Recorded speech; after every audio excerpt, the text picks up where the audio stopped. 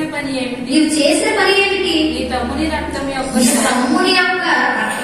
స్వరము నేలలో నుండి నాకు మొరపెట్టుచున్నది. కావున నీ తమ్ముని రక్తము నీ చేతిలో నుండి పుచ్చుకోవడకు నోరు తెరిచిన ఈ నేల మీద ఉండగా నీవు శపించబడిన వాడవు. నీవు నేలను సేతిపరిచినప్పుడు అది తన సారము నీకు మీద నీకు ఇవ్వదు. నీవు భూమి మీద దిగులు పడచ్చు, దేశ వివరమై తిరుగుదవలను. ఇప్పుడు కయ్యేకి శిక్ష వస్తుంది. ఒకటి, ఏ తమ్ముని రక్తం అయితే తీసుకోవడానికి భూమి నోరు తెరిచిందో ఆ భూమి మీద నువ్వు ఉండకుండా పోతావు. ఆ భూమిని నువ్వు సేతిపరుస్తూ ఉంటే ఆ భూమి నీకు ఇక సారనెక్కదు. ఆయన ఒక్కడికే అది ఇప్పుడు పొలాలు బాగా పండట్లేదు కదా, నాకు కూడా వచ్చింది అనుకోకండి. ఆయనకి ఇవ్వబడ్డు. నువ్వు భూమిని సేతిపరుస్తూ ఉంటే, పంటలు వేస్తూ ఉంటే నీకు సారం కాదు. మరింత భయంకరమైంది, నువ్వు నా కళ్ళ ముందు దేశ తిప్పలుగా తిరుగుతావు అన్న 3 శిక్షలు విధిస్తున్నాడు దేవుడు. ఒకటి, నేల మీద ఉండకుండా శపించబడిన వాడు. 2, భూమి నీకు సారాన్ని ఇవ్వదు. 3, భూమి మీద దేశ తిప్పలపై తిరుగు. ఈ 3లో 2 మీరు ఆలోచించండి. ఏంటది? భూమి నీకు సారాన్ని ఇవ్వదు, బ్రతికినంత కాలం నీకు సారం ఇవ్వదు. దేశ దీపంగా తిరుగుతావు అంటే నువ్వు బ్రతికున్నంత కాలం ఈ భూమి మీద దేశ దీపంగా దేశాలు పట్టుకుని తిరుగుతావు తప్ప ఎక్కడా స్థిరంగా ఉండలేవు.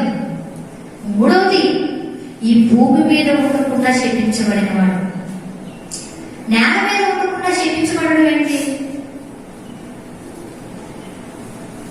ఈ దేశంలో కాకపోతే ఇంకో దేశంలో తిరుగుతాడు, ఈ దేశం కాకపోతే ఇంకో దేశంలో బ్రతుకుతాడు. కానీ దేవుడు ఇస్తున్న మాట ఏంటో తెలుసా? నేల మీద ఉండకుండా శపించబడాలి. నువ్వు నేల మీద ఉండకుండా ఇంకెక్కడ ఉండాలి? ఆయన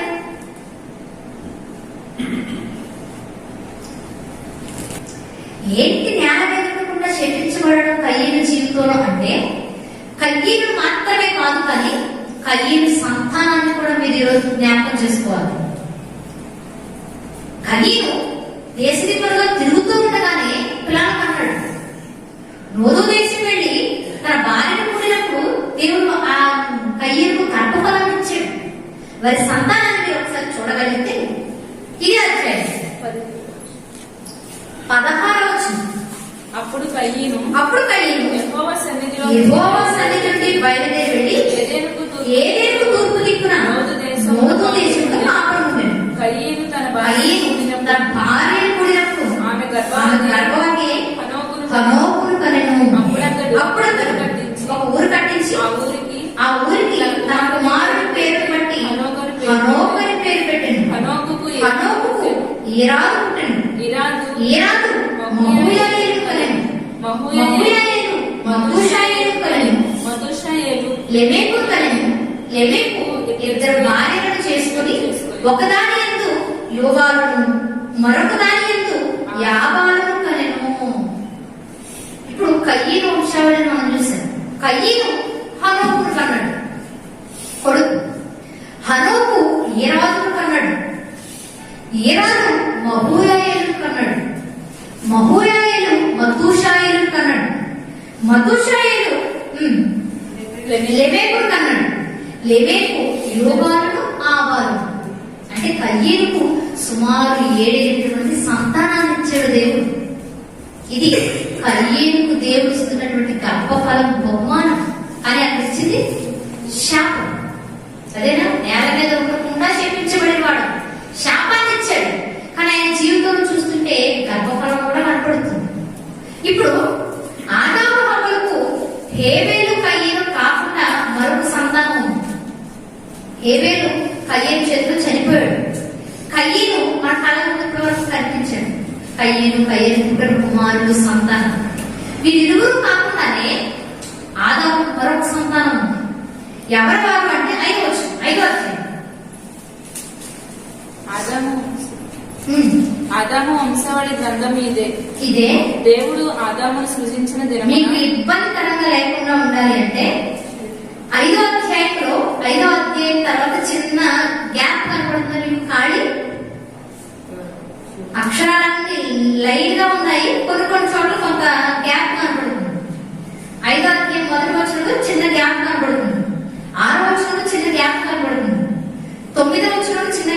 కనపడుతుంది. కనిపిస్తుందా? చిన్న చిన్నగా గ్యాప్ కనిపించి ఆ గ్యాప్ తర్వాత పేర్లు కనపడుతుంది. కనపడుతుందా?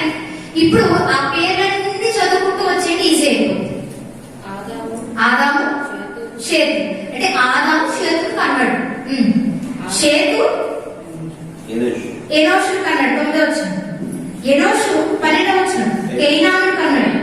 15వ వచనం. కైనాను మహాలలేలు కన్నాడు. 18వ వచనం. మహాలలేలు ఎరేదును కన్నాడు. 20వ వచనం.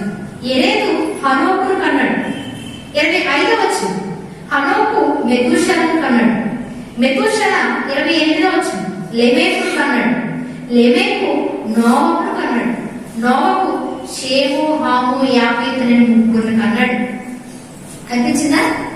చిన్న గ్యాప్ ఉంటుంది, పక్కన పేరు ఉంటుంది. అంటే ఆదాము కయీనును హేబెరును మాత్రమే కాక షేతును కన్నాడు. షేతు ఎనోషుని కంటే, ఎనోషు కైనాను కంటే, కైనాను మహాలేలును కన్నాడు. మహాలేలు ఎరేదును కడగా ఎరేదు హనోకును కన్నాడు. హనోకు మెతూషలను కన్నాడు. మెతూషల లెమెకును కన్నాడు. ఇప్పుడు లెమెకు గర్భం అని ఎవరు వచ్చారు? నోవహు. నోవహు పుట్టిన ముగ్గురు కుమారుడు. ఇది ఆదాము గర్భం నుండి వచ్చినటువంటి షేతు సంతానం. ఇప్పుడు రెండు సంతానాలు మీకు అర్థమయ్యా? ఒకటి కయీనుది, రెండు షేతుది. ఇప్పుడు రెండు సంతానాలలో వాడలోకి ప్రవేశించింది ఏ సంతానం? నోవహు అంటే షేతు సంతానం. దేవుడు జలప్రళయంతో భూమిని నాశనం చేయాలనుకున్నప్పుడు, భూమంతా బలాత్కారంతో నిండిపోయినప్పుడు ఎవరిని రక్షించాలన్నాడు? నోవహుని. నోవహు, నీవే నా యందు నీతిమంతుడివి. ఈ తరంలో నీవే నీతిమంతుడివి. నీవు కాదు, నీవే, నీవొక్కడే. ఇప్పుడు ఈ జలప్రళయం చేత ఈ భూమి అంతటికి నాశనం చేయబోతున్నాను, నీవు మాత్రం నీ తండ్రి ఆదాము గర్భంలో నుంచి వచ్చినట్టు నీ ఒక్కడివే వాళ్ళకి ప్రవేశించు. అంటే తన కుటుంబంతో సహా 8 మంది తప్ప.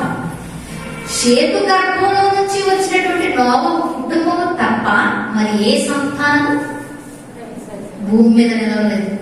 అంటే కయ్యేను సంతానం కూడా లేదు. కయ్యేకి ఇచ్చినటువంటి ఆ 6 వంశావళి, ఆ జాబితా మొత్తం భూమి మీద అక్రమకారులు ఎవరైతే ఉన్నారో ఆ అక్రమకారులతో చేరిపోయారు. భూమి మీద ఎవరైతే బలాత్కారులుగా ఉన్నారో ఆ బలాత్కారులు కయ్యేని సంతానం ఉంది. నీవు నేల మీద ఉండకుండా శపించబడదు అన్నమాట కయ్యేని మాత్రమే కాదు, కయ్యేని సంతతి కూడా వచ్చింది. అందుకే ఏ రక్తం, నీ తమ్ముడి రక్తం నేలను ఎలా అయితే ఉలికించావో అదే నేల మీద అసలు నీ జాబితా, నీ రక్తం కూడా ఉండకూడదు అనుకున్నాడు దేవుడు. అందుకే అతని రక్తంలో నుండి వచ్చినటువంటి సంతానాన్ని కూడా దేవుడు భూమి మీద ఉంచలేసుమా. ఇప్పుడు మీకు అర్థం కావాల్సింది ఏంటి అంటే, తప్పు చేసిన ఎవరికైనా శిక్ష తప్పదు అన్న విషయం మీకు అర్థం కావాలి. ఒక నీతిమంతుని చంపేసినటువంటి అనీతిమంతుడి జీవితం భూమి మీద లేదు. ఒక విశ్వాసం చంపేసిన అవిశ్వాస జీవితం భూమి మీద లేదు. అన్నిటికీ మించి ఎవరి రక్తాన్ని అయితే నేలను ఒలికించాడో ఒలికించిన వాడి రక్తం భూమి మీద లేకుండా పోయింది. ఇప్పుడు మనం నేర్చుకోవాల్సింది ఏంటో తెలుసా? ఈ మార్పులో మనం ఉన్నామేమో.